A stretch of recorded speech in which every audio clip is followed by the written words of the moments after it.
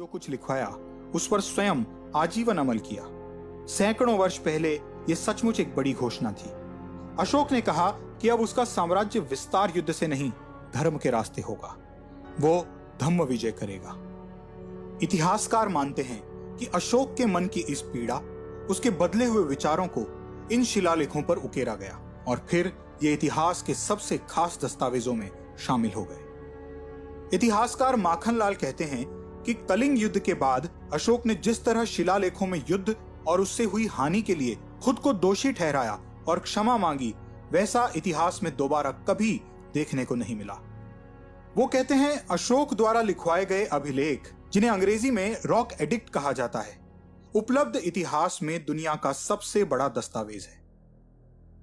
धौली उड़ीसा में कलिंग युद्ध के बाद जो लिखा गया और उसमें राजा जो अफसोस जाहिर करता है, जिस तरह से वो कलिंग के लोगों से क्षमा याचना करता है, वो उनसे कहता है कि मेरे द्वारा आप लोगों पर जो अत्याचार हुआ है, मेरे कारण लाखों लोग मारे गए, लाखों घायल हुए, हजारों माताओं के लाल छिन गए, लाखों स्त्रियों का सुहाग उजड़ गया, यानी मेरी वजह से जो जो भी क्षति हुई है उसके लिए मैं माफी मांगता हूं। विश्व के इतिहास में कभी किसी राजा ने यह बात नहीं लिखी है। शायद इस आत्मग्लानि का ही असर था कि सम्राट अशोक का जब हृदय परिवर्तन हुआ तो वो पूरी तरह से बौद्ध धर्म में रम गया। हां, कुछ मायनों में वो बौद्ध धर्म के बाकी अनुयायियों से अलग था। अशोक का धम्म यानी धर्म बौद्ध धर्म से बिल्कुल अलग था। अशोक के धम्म का अर्थ था नैतिक आचरण। अशोक की धम्म नीति असल में राजा प्रजा से लेकर शासन से जुड़े अधिकारियों के कर्तव्य और आचरण की ऐसी आचार संहिता थी जिसके पालन में ही सबका कल्याण था। अशोक ने अपने 12वें शिलालेख के एक हिस्से में लिखवाया, देवताओं के प्रिय दान या सम्मान को इतना महत्वपूर्ण नहीं मानते जितना इस बात को कि सभी संप्रदायों की मूल भावना का फैलाव हो। इसके लिए बोलचाल में संयम बहुत जरूरी है। लोग मौके बेमौके अपने संप्रदाय की प्रशंसा और दूसरे संप्रदायों की निंदा न करें, या कभी निंदा हो भी तो संयम के साथ। हर अवसर पर दूसरे संप्रदायों का आदर करना चाहिए, क्योंकि ऐसा करने से व्यक्ति अपने संप्रदाय की उन्नति और दूसरे संप्रदायों का उपकार करता है। वहीं छठे मेजर रॉक एडिक्ट यानी दीर्घ शिलालेख में अशोक ने कहा, पहले हर समय न काम तेजी से होता था और न ही उसके बारे में जानकारी मिलती थी, लेकिन अब मैंने इसका यह प्रबंध किया है। हर समय, चाहे मैं भोजन कर रहा हूं, चाहे अंतःपुर में, चाहे शयन कक्ष में, चाहे पशुशाला में, चाहे सवारी पर, चाहे बाग में, सब जगह प्रतिवेदक मुझे प्रजा का हाल बताएं। आज सूचना क्रांति के युग में हमें एक शासक के जनता के लिए हर समय उपलब्ध होने की बात साधारण लग सकती है, लेकिन एक पल के लिए सैकड़ों वर्ष पहले के उस समय की कल्पना कीजिए जब अशोक ने यह काम करके दिखाया। दिल्ली विश्वविद्यालय के इतिहास विभाग की प्रोफेसर जया एस त्यागी इसीलिए अशोक के इस कदम और उसके द्वारा किए गए इस काम को कतई साधारण नहीं मानती। उनका कहना है, 2000 साल पहले किसी शासक का आम जनता के बारे में इतना सोचना कि हर पल खुद को जनता की सेवा के लिए उपलब्ध कराने की पहल करना अशोक की संवेदनशीलता को दिखाता है। जनता के दुख, उसकी आवश्यकताओं को समझने की उसकी यही क्षमता उसको महान शासकों की श्रेणी में अग्रणी बनाती है।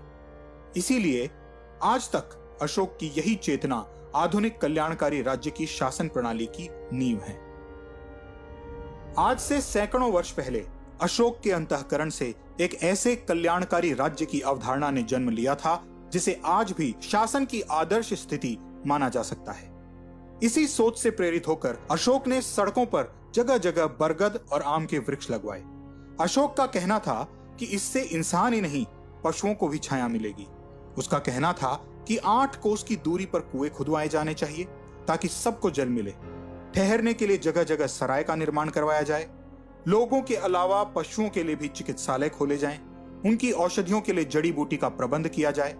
इस तरह देखें तो अशोक के दिल में सिर्फ इंसानों ही नहीं, संपूर्ण प्राणी मात्र के लिए दया का भाव था।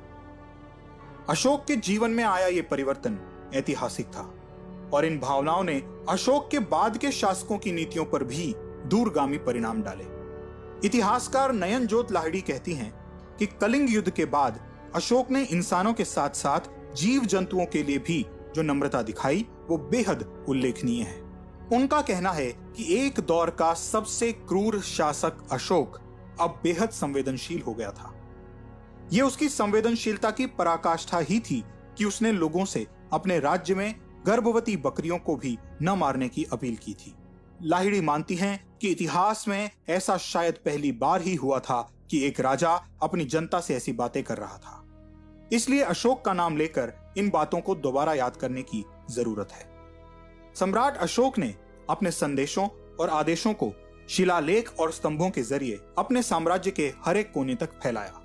बौद्ध ग्रंथों में इसकी संख्या 84,000 बताई गई है। चीनी लेखकों फाहियान और ह्वेनसांग ने ऐसी जगहों पर स्तूप, स्तंभ और शिलालेख होने की बात लिखी है जहां आज उनका नामो निशान नहीं है। संभव है कि अशोक के सभी शिलालेख समय की मार को न झेल पाए हों। आज इतिहासकार इन शिलालेखों को अशोक के विचारों के प्रचार का माध्यम ही नहीं बल्कि उसकी सत्ता के प्रतीक के तौर पर भी देखते हैं। प्रोफेसर जया एस त्यागी कहती हैं कि अशोक ने इन शिलालेखों को अपने साम्राज्य के कोने कोने में शायद इसलिए भी फैलाया था ताकि वो उसके राज प्रतीकों का भी काम करें। यह अपने राज्य की सीमाओं के रेखांकन का भी एक कारगर तरीका था।